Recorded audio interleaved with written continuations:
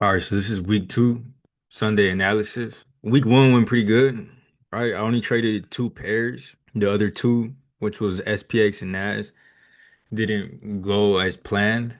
Ended up going a little bit lower than I wanted it to before shooting up in the direction that I said it was going to go. But USD CAD played out perfect, and gold played out perfect from week one markup. So I'm going to show you the before and after of USD CAD. I wanted it to go up and break this monthly high, and it was exactly able to do that. So here's here's the before and here's the after. I was able to scale in like three positions, and my stop loss was below this this wick.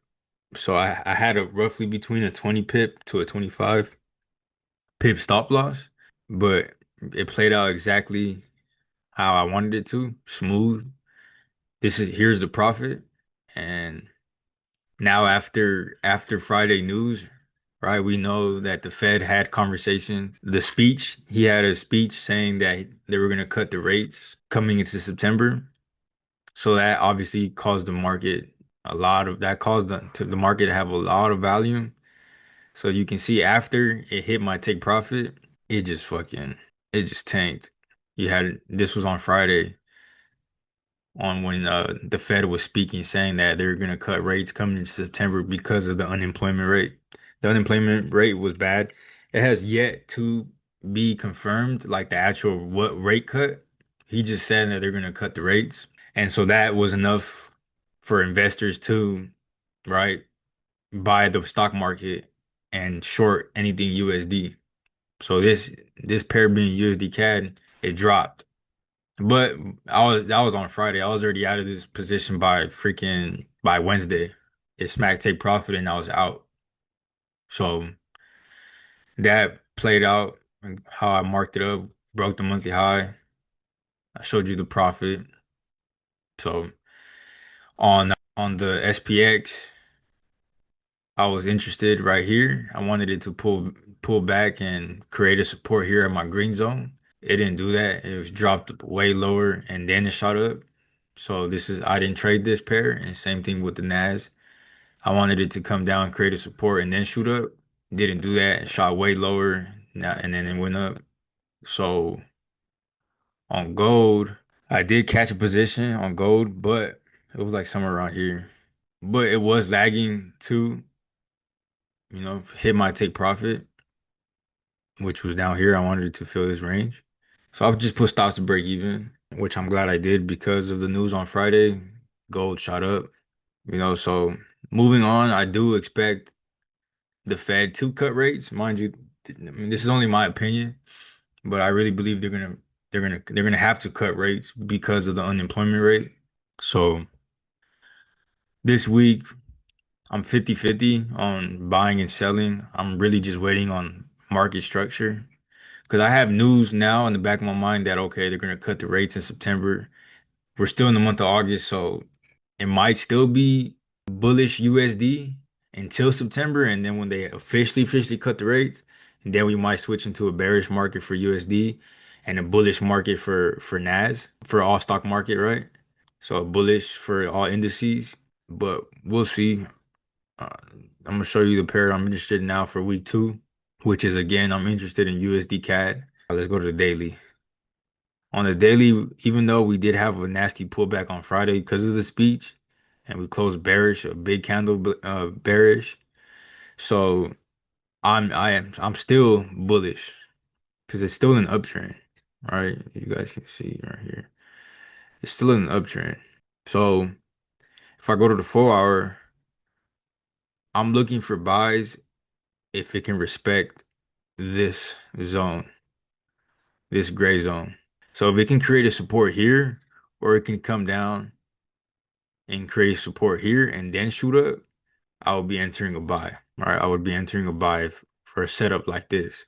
Now to sell USD CAD, I am looking for it to break this port and create a new resistance.